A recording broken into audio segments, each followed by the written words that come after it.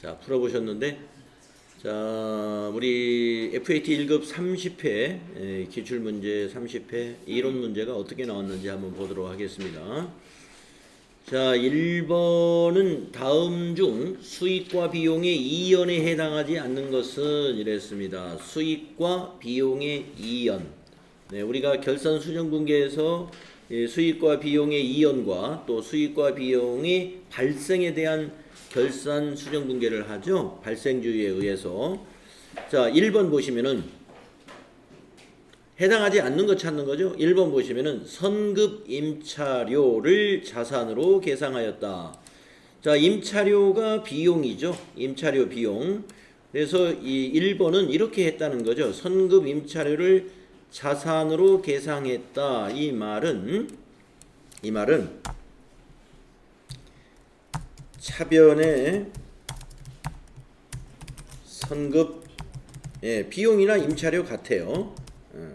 선급 임차료 뭐 5만 원, 대변의 임차료 5만 원 이래 가지고 이것을 우리가 결합관계로 쓰면은 요거 이제 자산이죠. 자산 증가시키고 임차료가 비용인데 대변에 가기 때문에 비용을 소멸, 취소 같은 말이에요. 비용을 취소시키죠. 단기의 비용에서. 그래서 이것이 바로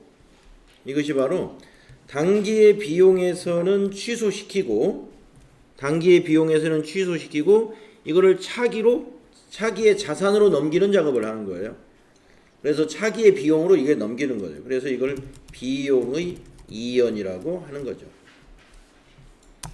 그 다음에 2번은 어떤 내용이냐면은 선수금을 수령하고 부채로 계상하였다. 이건 우리가 분계가 이렇게 되죠. 만약에 선수금을 현금으로 받았다면 선수금 5만원, 대변에 선수금 5만원. 자, 이거는 말이죠. 우리가 계약금을 받은 거잖아요. 선수금이라는 것은 계약금이죠. 그러니까 이거는 자산이 증가하고 대변에서 부채가 증가하는 이러한 회계처리죠. 자, 이거는 말이죠. 어디 이 분계에 수익도 없고 비용도 없지 않습니까? 그래서 답은 2번입니다. 수익과 비용의 이연과 전혀 관계없는 교환거래다 하는 얘기죠. 우리가 수익 비용의 이연은 손익거래가 일어나야 돼요. 손익거래. 어느 한쪽이 수익이거나 비용이어야 됩니다. 그런데 지금 2번 거래를 여러분이 분계해 보시면은 차변 현금 5만원 자산 증가, 대변 선수금 5만원 부채 증가. 손익거래가 아니라 이 말이죠. 즉 수익과 비용이 나타나지 않는 거래다. 이게 우리가 계약금을 받았을 때 회계처리지 않습니까? 그래서 답은 2번이 답입니다. 자, 이왕에 우리가 분계 써보는 거 복습 공부하는 의미에서 3번을 또 한번 써보겠습니다.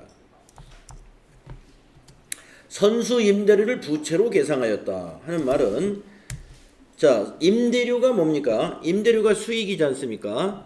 그래서 차변의 임대료 5만원이라고 하겠습니다.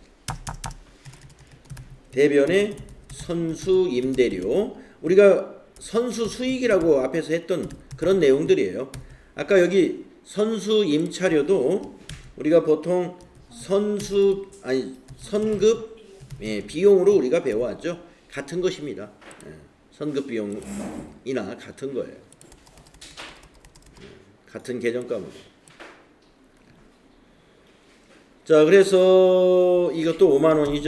5만원이라고 보겠습니다. 그러면 이게 바로 뭐냐? 차변의 임대료, 수익이 차변에 오면 수익을 취소시키는 거죠. 단기의 수익에서 빼준다 이 말이죠. 대변의 선수 임대료가 이게 바로 부채입니다.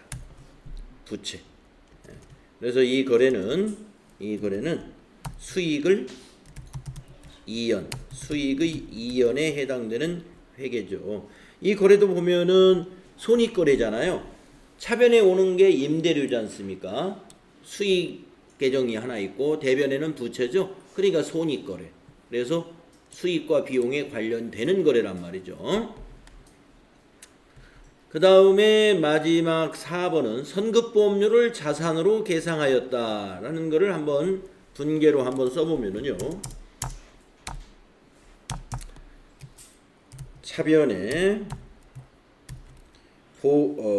자산으로 계상했죠. 선급보험료 이거는 우리가 선급비용이라고 같은 계정 과목이라고 보시면 돼요. 5만원이라고 하겠습니다. 대변에는 보험료 5만원 이런 거예요. 그래서 차변의 선급보험료는 그렇죠. 자산 증가. 대변의 보험료는 저 위에서 아까 임차료와 마찬가지로 비용 취소가 됩니다. 그래서 이 거래는 우리가 비용의 이연에 해당되는 회계처리다 하는 얘기죠. 그래서 이 거래도 손익거래지 않습니까? 대변에 비용 계정 과목이 있고 차변에 자산이죠. 자산 증가 비용 취소니까 손익거래. 그래서 1번과 3번과 4번은 손익거래이고 2번은 교환거래이기 때문에 수익비용과 관련 없는 것을 찾아라 라고 한 것이나 다름이 없어요. 그래서 2번이 답인 것이다. 2번은 그 계약금에 대한 얘기죠. 자, 수익비용 이연과 발생에 대한 거 여러분들 이와 같이 문제가 이론에서도 이렇게 언급이 되기 때문에 이거 중요하다고 제가 몇 번씩 말씀드렸고요. 이해가 갈 때까지 반복적으로 여러분 연습하시고 이걸 이해하시려고 노력하셔야 되겠다. 자, 이 두 번째 문제 보겠습니다. 주식회사 한공은 임직원에 대해 확정 기여형, 확정 기여형, 확정 급여형이 주로 시험에 많이 나오는 편이에요. 그런데 확정 기여형으로 나왔네. 확정 기여형 퇴직연금 제도를 운영하고 있으며 1년분 총 급여의 10%에 해당하는 금액을 회사 부담금으로 하여 외부에 적립하고 있다. 그러니까 외부라는 것은 이제 금융기관을 말하는 거예요. 외부 금융기관에 직원들의 급여의 10%를 외부에 적립하고 있다 이런 얘기입니다. 회사가 납부하여야 할 부담금의 70%는 기말 현재 납부했고 나머지 30%는 다음 연도 1월에 납부할 예정이다.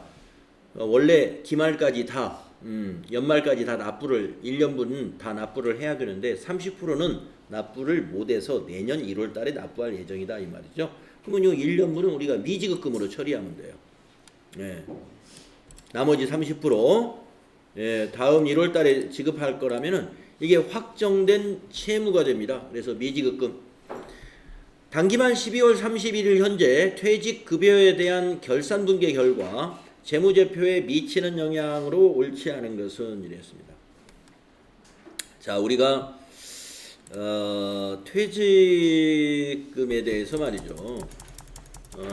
지금 현재 적용은 이제 300인 이상 기업에 대해서는 이 퇴직급여 충당 부채라고 그래서 퇴직금을 지급하기 위해서 부채만 설정하지 말고 그 부분에 대해서 적립을 해두어라. 그래서 퇴직연금을 의무가입사업장으로 정하고 있어요. 네, 앞으로 2020년도인가요? 내년도부터는 제가 알기에는 이제 모든 기업, 그러니까 1인 기업 종업원 한 명만 채용을 해도 아마 그렇게 하라고 아마 법이 되어 있을 거예요. 그게 연기가 될는지 모르겠는데 지금 현재는 이제 300인 이상 기업에만 적용이 되는 것이죠. 자, 확정 기여형과 확정 급여형이 있어요. 퇴직연금 제도에는. 자, 그래서 지금 여기에서는 자, 퇴직연금 제도에 대해서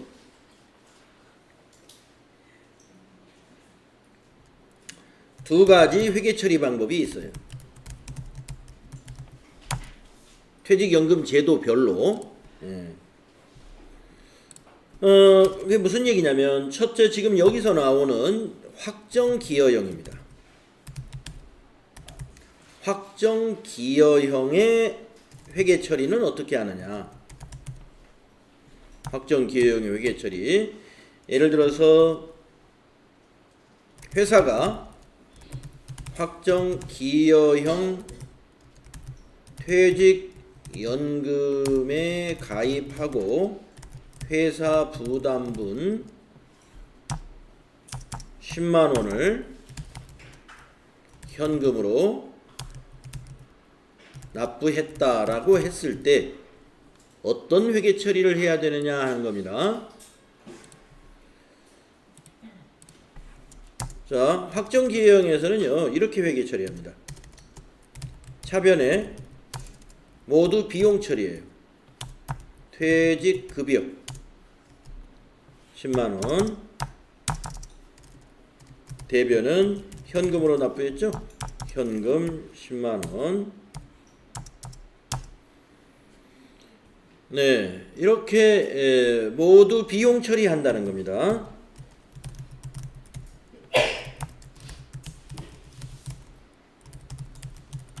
납입액 모두를 비용 처리해요.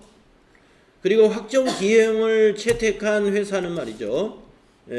이 회사는 저기를 하지 않아요.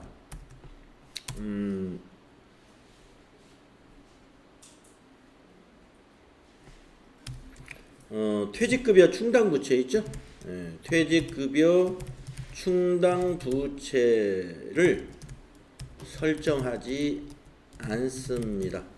퇴직급여 충당부채를 설정하지 않아요. 왜 그러냐면은 이 연금을 부을 때 전부 비용 처리를 해버리기 때문에 우리가 퇴직급여 충당부채를 결산 때 설정을 할 때 차변에 비용 처리하잖아요.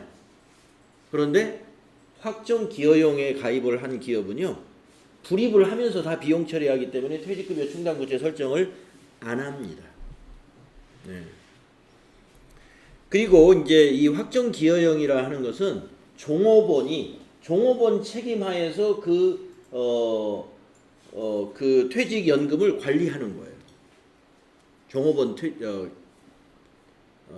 책임하에서 회사는 불입만 해주고 운영은 직접 근로자가 직접 운영하는 그런 제도가 확정기여형의 회계처리 제도예요. 아니 확정기여형의 퇴직연금 제도입니다.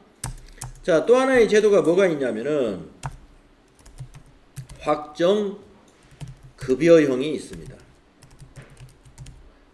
우리가 지금 보통 퇴직급여 충당부채를 설정하고 하는 이런 문제가 결산 문제로 많이 나오잖아요.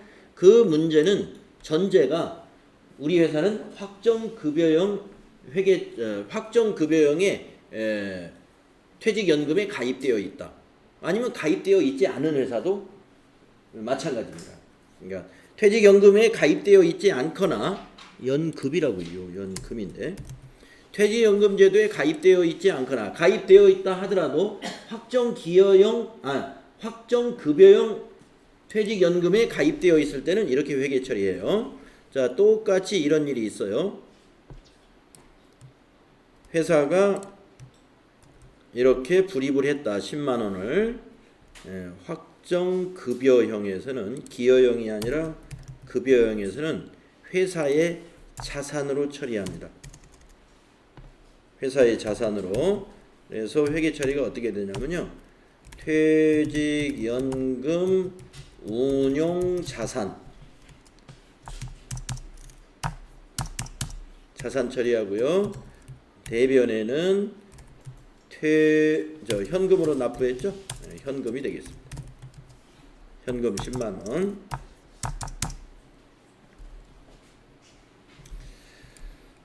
이렇게 하고 불입을 할 때 회사의 자산 처리예요. 퇴직연금 운용자산은 자산입니다. 자산으로 처리하고요. 이 퇴직급여 충당부채를 설정을 합니다. 이런 회사는 결산 때 퇴직급여 충당부채를 설정하면서 비용 처리를 하게 돼요. 그런데 설정하지 않습니다가 아니라 퇴직급여 충당부채를 설정한다. 근데 설정할 때 여기 자산으로 연금에 불입해 놓은 금액이 있죠. 그러니까 퇴직연금 운용자산 운용 자산을 차감한 금액만큼만 설정을 해요. 그러니까 퇴직금 추계액이라는 걸 우리가 결산 때 계산을 하잖아요. 퇴직금 추계액에서 이 퇴직연금 운용자산 불입해 놓은 거 그걸 뺀 나머지만 부채로 설정을 하면 돼요. 그래서 자산으로 미리 연금을 부어놓은 자산이 있으니까 그걸 뺀 나머지만 부채로 잡아놓게 됩니다. 퇴직연금 운용자산을 차감한 금액만큼 퇴직급여 충당부채를 설정하면서 결산 때 비용 처리해요. 자, 정리하면은 퇴직연금제도에 가입을 했다면은 확정급여형은 결산 때 퇴직연금 충당부채를 설정하면서 비용 처리하는 우리가 지금 보통 결산 문제로 많이 나오는 그런 회계처리 방식이고요. 확정기여형의 퇴직연금제도에 가입한 회사들은 퇴직급여 충당부채 설정 작업을 안 해요. 안 하고 회사가 그 연금에 불입을 할 때 그 불입한 금액을 그때그때 비용 처리합니다. 자, 그래서 지금 이 문제는 지금 이 경우에 해당이 돼요. 이 경우에. 그래서 지금까지 우리가 문제 퇴직급여에 관한 또 퇴직연금에 관한 얘기가 별로 없었습니다. 지금까지 문제에서는. 근데 지금 이 30회 문제를 보니까 2번 문제에서 퇴직연금에 관한 문제가 지금 나왔다는 거죠. 그래서 지금 제가 따로 정리를 좀 해드리고 있어요. 그래서 퇴직연금제도 두 가지 제도가 있는데 지금 이 문제는 바로 확정기여형에 관한 문제가 나왔습니다. 그래서 불입한 금액을 모두 비용 처리하면 된다 하는 거 알아두시고요. 자, 그런데 이 문제에서는요. 지금 이랬다는 거예요. 1년분 회사 부담금이 10만 원이 있는데 이 10만 원 중에서 70% 여기 보면은 70%는 다 납부했지만 나머지 30%는 다음 연도 1월에 납부할 예정이다. 그러면 우리가 결산 때 이걸 어떻게 회계 처리를 하겠느냐 하는 겁니다. 그리고 이것이 재무제표에 어떤 영향을 미치느냐 하는 얘기죠. 자, 그래서 우리는 이렇게 하면 되죠. 이걸 이렇게 다 불입을 해야 되는데 불입을 못했으면 우리는 이렇게 할 것이다. 지금 이 문제에서는 현금으로 납부한 것은 7만 원만 납부했다는 거예요. 회사가 10만 원을 원래 납부해야 돼. 그러면 그게 다 비용 처리를 해야 되는데 7만 원만 납부했고 나머지 3만 원은 아직 납부하지 않았어요. 다음 달에 납부할 거라 이거죠. 1월 달에. 그래서 이거는 미지급금이라는 확정된 채무 부채로 처리하시면 돼요.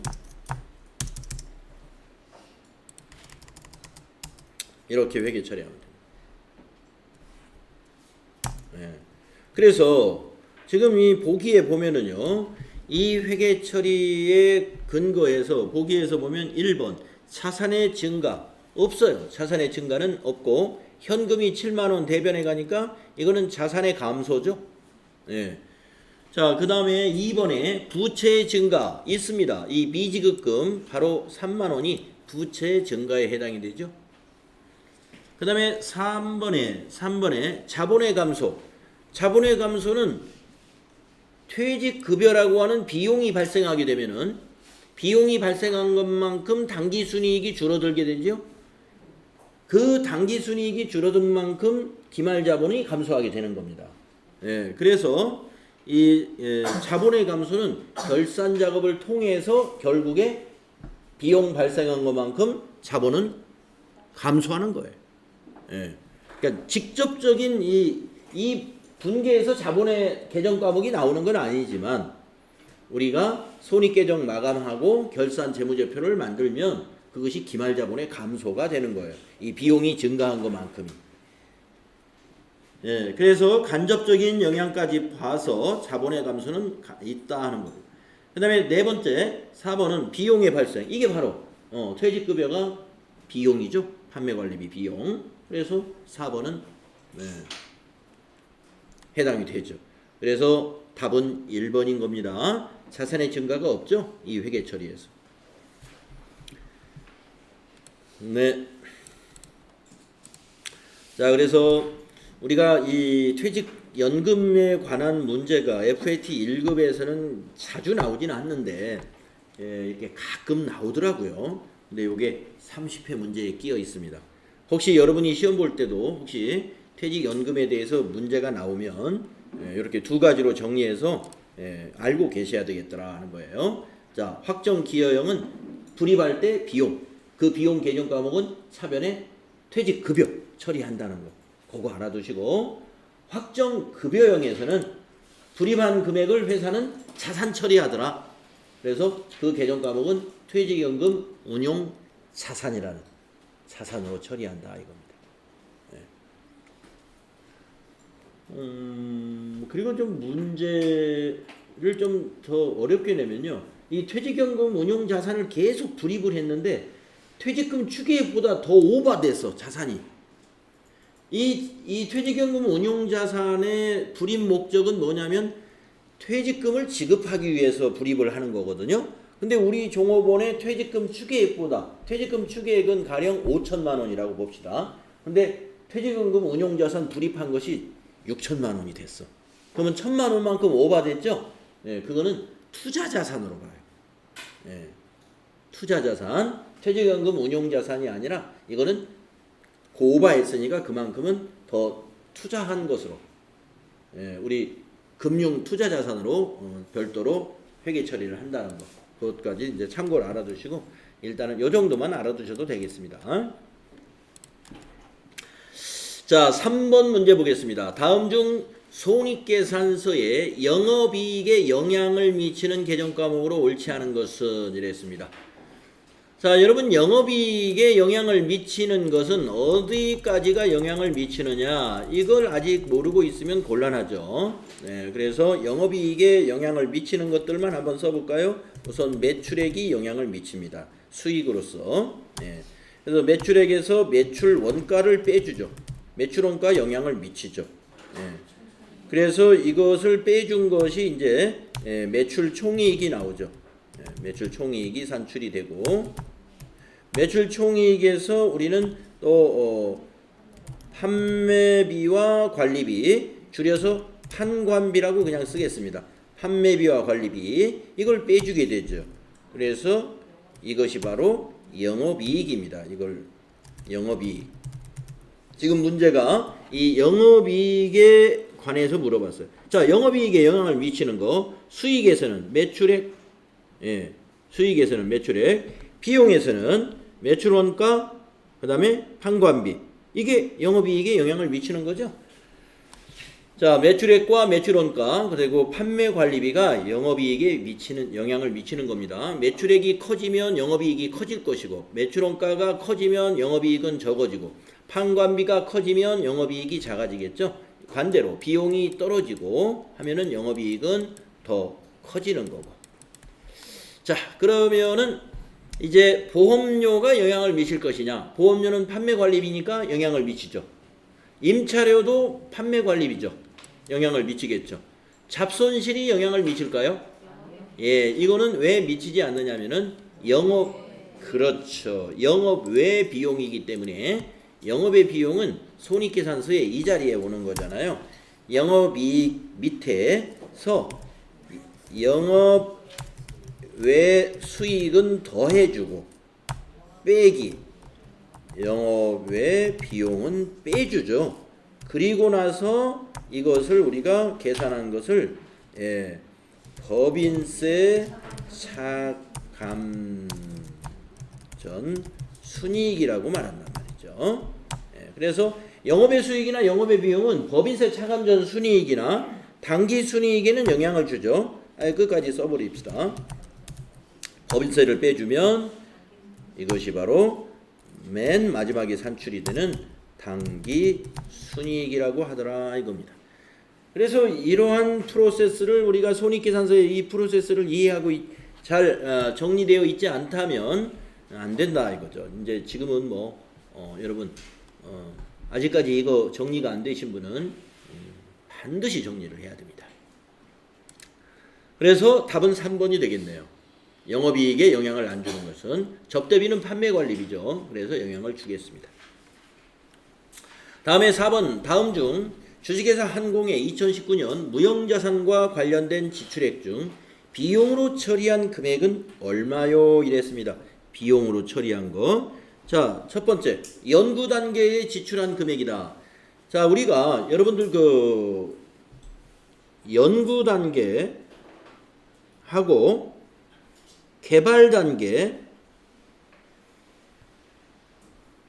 자, 개발 단계라는 것은요, 연구를 통해서 어떤 아이템, 즉 신기술이나 신제품의 프로젝트를 정한 겁니다. 네, 그래서 연구 단계에서 발생한 비용은 전부 이 비용 처리예요. 연구 단계 거는 비용 처리. 개발 단계에서 우리가 발생한 것은 우리가 이걸 자산 처리합니다. 그래서 우리가 개발비라는 계정 과목으로 처리하죠. 네. 그래서 이거는 비용입니다. 그래서 50만 원은 해당이 되겠네요. 다음 두 번째 제품 개발 단계에서 지출한 금액 30만 원이다. 개발 단계니까 이건 자산이네요. 그런데 이 중 10만 원은 자산 인식 요건을 충족시키지 못하였다. 자산 인식 요건을 충족하지 못한다면 이건 비용으로 봐야 됩니다. 예, 그래서 30만 원 중에 20만 원은 개발비고 10만 원은 연구 개발비 비용 처리해야 돼요. 그래서 이 50만 원과 10만 원을 더한 것이 답이 돼야 되겠죠. 3번이 답이 됩니다. 다음에 5번 문제로 가보겠습니다. 다음 자료에 의해 주식회사 한공의 2019년 12월 31일 매출 채권 금액을 산출하면 얼마냐 이랬습니다. 자, 매출 채권, 예, 이거 자산이죠. 그러면 이럴 때 여러분도 빈 자리에다가, 예, 빈 자리에다가 T자를 하나 그리시라 그랬어요. 예, 계정과목 양식 저 그려놓은 거 저는 쓰겠습니다. 여러분이 시험지에 빈 여백, 수험표에 빈 여백에다가 이게 매출 채권이다. 이렇게 T자 하나 간단히 그리시는 거예요. 자, 매출 채권은 자산이라는 거 여러분 알고 있어야 되는 것이고, 그러면 자산의 기초는 차변에 오죠. 60만 원. 그 다음에 2019년 중 매출 채권 회수액이다. 자, 매출 채권을 받았대요. 그러면 감소해야죠. 대변에 가야죠. 회수액은 대변에 가더라.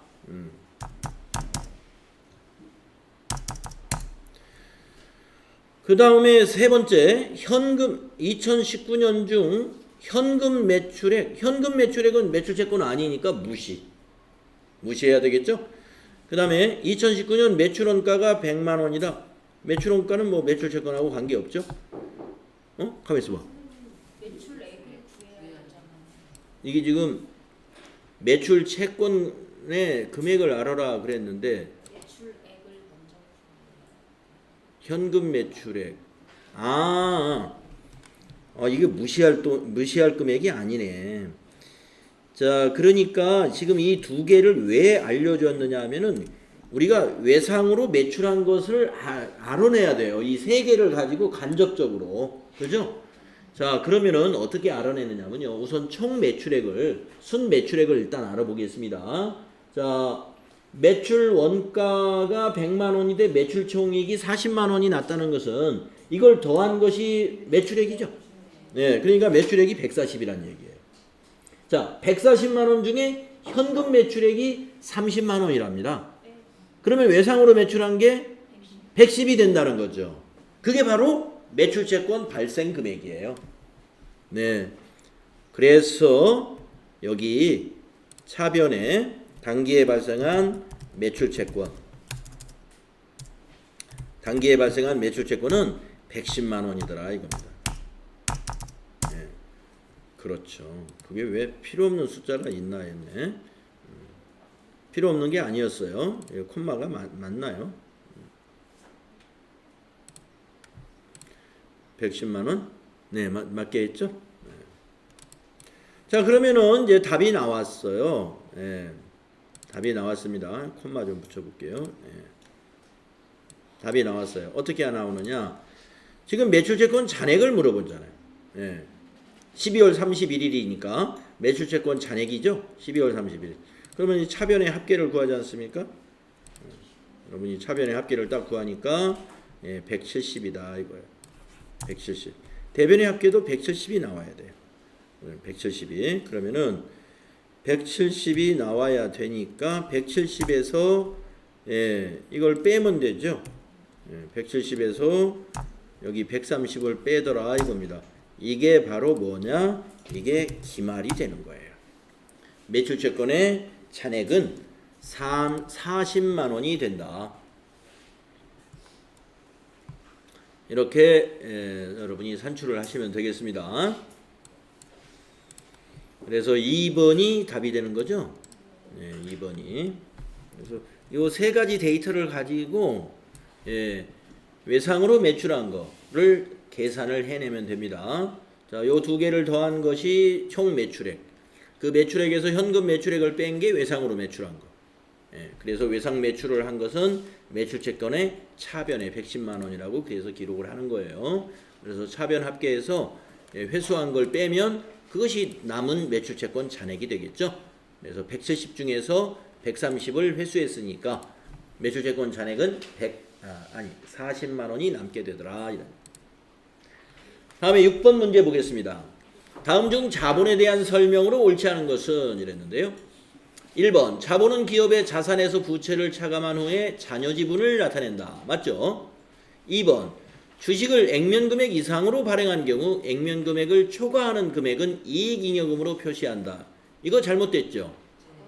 네, 자본잉여금이 됐죠? 자본잉여금 중에서도 개정 과목을 이야기하면 네, 주식 발행 초과금으로 표시하는 겁니다. 이익잉여금으로 표시하는 것이 아니라 주식 발행 초과금으로 표시하고 그것은 자본잉여금으로 분류하죠. 2번이 틀렸다. 다음 7번. 다음 중 유형자산 감가상각에 대한 설명으로 옳지 않은 것은 이랬습니다. 유형자산 감가상각에 대한 질문이에요. 1번. 정률법 감가상각비는 유형자산의 기초장부 금액의 감가상각을 상각률을 곱하여 계산한다. 맞습니다. 우리가 이 기초장부금액이라는 의미는 장부금액의 의미는 취득금액에서 감가상각 누계액을 빼는 것이 장부금액이에요. 그래서 해마다 기초장부금액이라는 것은 취득금액에서 전기말 감가상각 누계액을 빼주는 거니까 말이 맞죠? 그래서 정률법 공식에 맞다. 2번 생산량 비례법은 감가상각비가 생산량에 비례하여 계상되므로 총 생산 가능량을 알 수 있어야 적용할 수가 있다. 그렇죠. 분모가 총 생산 가능량이에요. 분자가 당기 생산량. 그래서 생산량 비례법 여러분 공식 기억하시죠? 생산량 비례법에 의한 감가상각비 계산 공식. 제가 언젠가 한번 적어 드렸었는데 모르는 척 하고 있는 것 같아요. 네, 한번 쉽습니다. 자, 생산량 비례법 감가상각 계산은요. 앞부분은 정액법하고 똑같아요. 취득원가에서 잔존 가치를 빼고요. 거기다가 곱하기 당기 생산량 나누기 총 예정 생산량. 그러니까 아직 총량이라는 건 아직 모르죠. 그래서 총 예정 생산량입니다. 그래서 이게 분자 분모라는 게 뭐냐면 요만큼을 따로 보면은 여기가 분모가 되고 여기가 분자가 되는 거잖아요. 총 예정 생산량분의 당기 생산량. 그래서 생산한 양에 비례해서 감가상각을 하는 것을 우리가 생산량 비례법이라고 하는 것이죠. 그러니까 총 예정 생산량 당연히 알아야 되는 것입니다. 여기서 총 생산 가능량이라고 했는데 같은 말이에요. 그러면 3번 감가상각비 계상으로 당기 순이익은 감소하지만 현금의 지출은 발생하지 않는다. 그렇죠? 우리가 감가상각비 계상을 할 때 차변의 감가상각비 비용 발생, 대변의 감루, 유형자산을 차감하는 것이지 현금으로 나가는 게 아니죠. 예, 그래서 이 3번도 맞습니다. 4번 감가상각은 기말 현재의 유형자산을 공정가치로 평가한다. 네, 4번 말이 안 되죠. 다음에 8번을 보겠습니다. 다음은 주식회사 한공의 거래 내역이다. 결산 시 손익계산서에 계상되는 매출 원가는 얼마요? 이랬습니다. 자, 매출 원가 문제가 나와도 이런 여백에다가 여러분이 T자를 이렇게 그린다 하는 겁니다. 네. 자, 이게 상품이에요. 상품의 매출 원가는 이 자리죠. 이 자리에 있는 걸 이제 구하면, 자, 기초 5만 원. 매입 할인은 반대쪽. 매입 할인 15,000원. 그다음에 총 매입액 차변이죠. 75만 원. 매입 운임 매입에 더해야 돼요. 매입 운임은 2만 원. 그다음에 매입 환출 및 애누리 이건 빼주는 거죠. 네, 7만 원. 빼주는 것은 대변에 넣겠습니다. 기말재고 17만 원. 네, 기말재고 대변이죠. 그래서 이제 이게 17입니다. 이게 7. 자, 차변의 합계를 일단 완성이 됐습니다. 모두 더하면 82만 원이죠. 그래서 820을 대변도 만들어야 되는 거예요. 대변도 820을 만든다. 그러면 820에서 17만 원 빼고 7만 원 빼고 15,000원 빼면 됩니다. 얼마 나오던가요?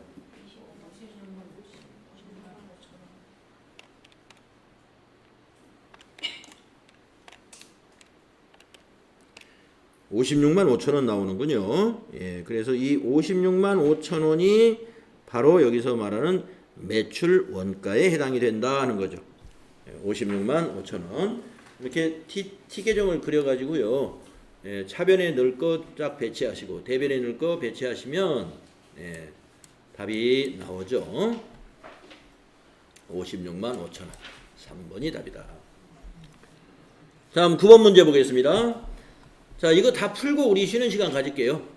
자, 다음 중 결산 분계의 결과에 해당하지 않는 것은 이랬습니다. 결산 분계의 결과.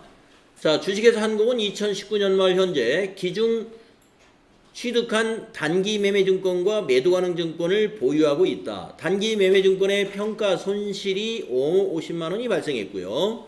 매도가능 증권의 평가 이익은 30만 원이 발생했습니다. 무슨 얘기인지 아시겠죠? 네, 1번 자산이 20만 원 감소한다. 매도가능 증권도 자산이고 단기 매매 증권도 자산입니다. 네, 그러면 우선 단기 매매 증권의 평가 손실 50만 원 때문에 50이 자산 감소했는데 매도가능 증권은 이익이 30만 원 발생합니다. 그럼 매도가능 증권이라는 자산은 이 30만 원이 증가하기 때문에 결국에 자산의 감소는 이 두 개를 합치면 20만 원 감소한다. 이거는 맞습니다. 그죠?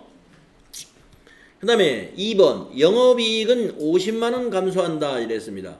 자, 영업이익하고 이게 관련이 있느냐 하는 걸 한번 생각을 해봐야 돼요. 단기 매매증권의 평가 손실은 영업의 비용입니다. 그 다음에 매도가능증권 평가 이익은 자본입니다. 즉 손익거래가 아니에요. 손익거래가 아니기 때문에 이 30만 원은 손익에 아무런 영향을 주지 않고 단기 매매증권만 영업의 비용이기 때문에 법인세 차감전 이익과 단기 순이익에는 영향을 주지만 영업이익에는 아무런 영향이 없죠. 그래서 답은 2번이 답인 거죠. 그러면 3번을 보겠습니다. 기타 포괄손익 누계액은 30만 원이 증가한다. 바로 이거죠. 매도가능증권 평가이익이 바로 여기에 해당된다 이거죠. 그래서 맞습니다. 그 다음에 4번 법인세 비용 차감전 순이익은 50만 원 감소한다. 법인세 비용 차감 전 순이익이 50만 원 감소. 요것이 영향을 주는 거잖아요. 단기 매매증권 평가 손실이. 그래서 50만 원은 법인세 차감 전 순이익과 단기 순이익에 영향을 줄 수밖에 없다. 그래서 4번도 맞습니다. 그래서 1, 3, 4번은 맞았고요. 2번은 틀린 거예요. 자, 그러니까 우리가 이제 요 9번 문제도 조금 전에 여러분 반드시 알아야 됩니다라고 하는 이 손익계산서의 이 프로세스를 알지 못하면 여기에 영향을 미칠 수 있는 것과 여기 영업이익에 영향을 미칠 수 있는 것, 네, 또 단기 순이익에 영향을 미칠 수 있는 것, 이런 것을 판단하실 수가 없을 것이다. 다음 10번. 다음은 회계와 내부 통제에 대한 내용이다. 옳지 않은 것은 이랬군요. 자, 회계는 기업의 경영활동을 기록, 측정, 요약하여 보고하는 것이다. 맞았습니다. 2번. 회계정보의 신뢰성을 확보하기 위해 내부 통제를 설계, 실행, 유지하여야 한다.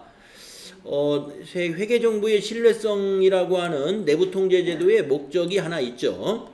네. 그 다음에 3번. 경제적 의사결정에 유용한 회계정보를 제공하는 의무는 주주에게 있다. 이거 잘못됐군요. 우리가 회계정보를 제공할 의무는 경영자에게 있어요. 경영자에게. 주주가 그걸 왜 하겠습니까? 네, 주주는 투자자인데. 그래서 3번이 틀렸더라 하는 거죠. 3번이 틀렸더라.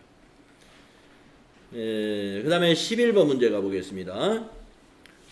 다음 설명에 해당하는 우리나라 부가가치세의 개념은 무엇이냐? 외국에서 수출하는 경우 수출국에서는 영세율을 적용하고 외국에서 수입하는 경우 수입국에서는 세관장이 부가가치세를 과세하는 이러한 개념을 소비지국, 그렇죠, 소비지국 과세 원칙이다. 다음 부가가치세 문제 또 다음 중 사업자 등록에 대하여 잘못 설명하고 있는 사람은 누구냐 이랬습니다. 모든 사업자는 사업 개시일부터 20일 이내에 사업자 등록을 해야 한다. 신규로 사업을 개시하는 자는 개시일 전에라도 물론 할 수 있습니다만은 아무튼 이것이 근데 앞에 모든이라고 했는데 더 읽어보겠습니다. 다른 것도. 자, 신규 사업자는 사업 개시일 전이라도 사업자 등록을 신청할 수 있어. 오케이. 지혜는 둘 이상의 사업장이 있는 경우 주된 사업장에서만 등록하면 된다. 예, 그 다음에 상호 변경은 사업자 등록 정정사유에 해당된다. 맞죠? 자, 여기 지혜의 말이 틀렸다고 봐야 돼요. 예. 둘 이상의 사업장이 있는 경우 주된 사업장에서만 등록해야 되는 경우는 사업자 단위 과세를 신청을 해야 되죠. 네. 그래서 원칙적으로는 이게 허용이 안 됩니다. 그래서 답은 3번 지혜가 틀렸다. 네. 지혜가 틀렸다. 근데 이게 문제 별로 마음에 안 들어요. 이게 하종이도 모든 사업자 이렇게 했으니까. 근데 뒤에 건 또 맞았어요. 그래서 여기 지혜가 확실히 틀렸다고 봐야 됩니다. 네. 그러나 우리가 사업자 단위 과세 제도는요.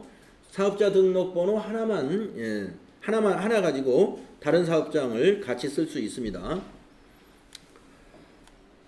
3번이 답이다 봐야 되겠네요. 다음에 13번. 다음 중 부가가치세 신고와 납부에 대한 설명으로 옳지 않은 것은 이랬습니다. 1번. 법인 사업자는 애정신고 기간이 끝난 후 25일 이내에 애정신고 기간에 대한 과세표준과 납부세액 또는 환급세액을 신고 납부하여야 한다. 맞았죠? 네, 법인 사업자는 애정신고를 하지 않습니까? 그리고 과세기간 종료한 그 다음 달 25일까지 납부를 해야 됩니다. 신고하고. 1번 맞았어요. 2번. 개인 사업자에 대해서는 관할 세무서장이 각 애정신고 기간마다 직전 과세기간에 대한 납부세액의 2분의 1을 결정하여 징수한다. 네, 고지납부라고 그러죠. 그래서 이걸 고지서에 의해서 납부한다. 개인 사업자는 신고 납부가 아니라 애정신고 기간에는 고지 납부를 합니다.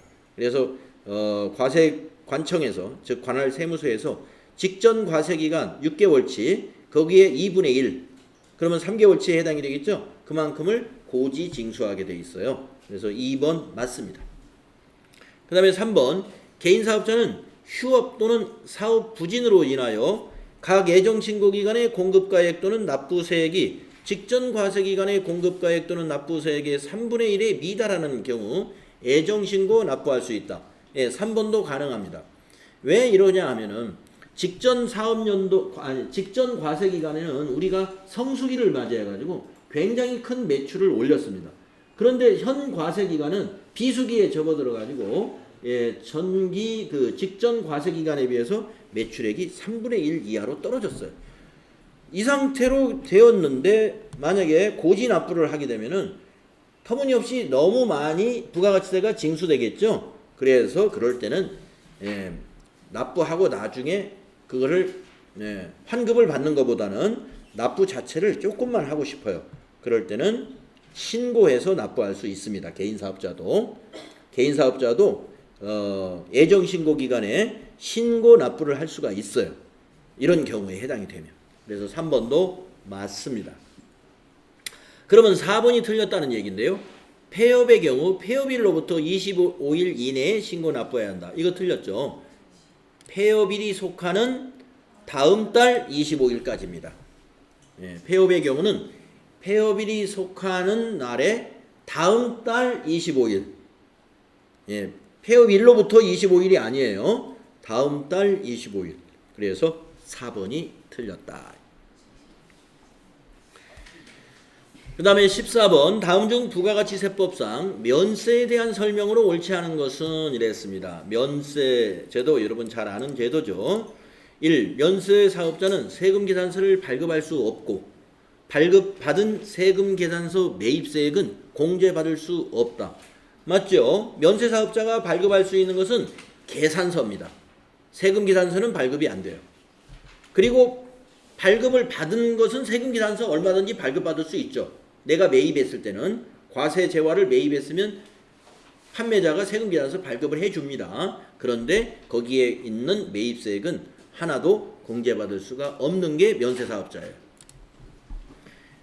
2번 면세사업자는 부가가치세법상 사업자는 아니지만 매입세금 계산서 합계표의 제출과 같은 협력 의무는 이행하여야 한다. 네, 매입세금 계산서 합계표 제출 이거 안 해도 돼요. 그런데 이제 비용으로 인정을 받으려면 나중에 소득세 신고할 때 면세사업자도 매입세금 계산서를 제출을 합니다. 부가가치세 신고 때 하는 건 아니에요. 부가가치세 신고 때는 안 하고 지금 바로 5월 달에 면세사업자가 전부 5월 달에 소득세 신고를 하거든요. 그래서 소득세 신고할 때 비용 인정 받으려면 어떻게 해야 돼요? 세금계산서 제출해야 되죠. 자, 3번 보겠습니다. 부가가치세의 역진성을 완화하기 위하여 주로 기초생활 필수품 및 용역에 대하여 적용하고 있다. 면세 맞습니다. 다음 4번 면세사업자의 선택에 따라 제한 없이 면세를 포기할 수 있다. 4번이 틀렸어요. 4번이 자, 그러니까 2번은 맞았다고 봐야 되겠네. 매입세금 계산서 합계표 제출은 우리가 부가가치세 신고할 때는 안 하는데요. 소득세 신고할 때는 합니다. 5월 달에 신고할 때는. 자, 그래서 4번이 완전히 틀렸어요. 면세사업자의 선택에 따라 면세를 마음대로 포기할 수 있다 그랬죠. 제한이 없는 게 아니에요.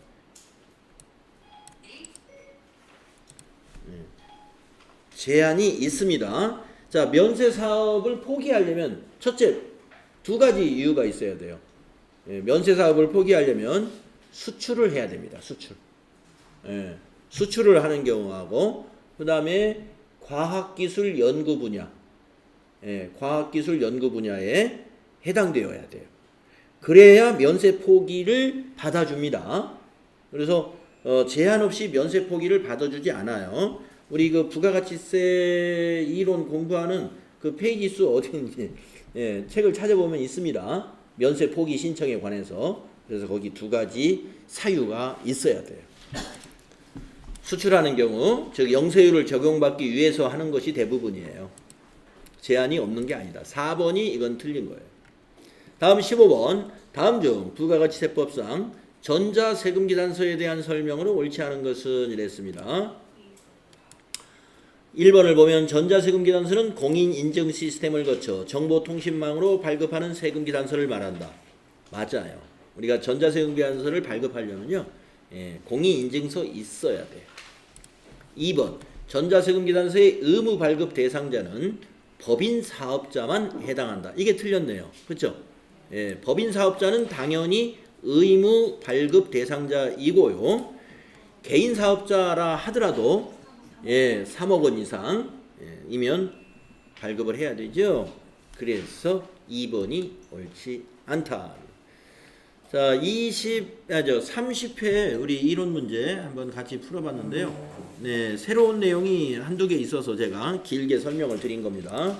자, 수고했습니다.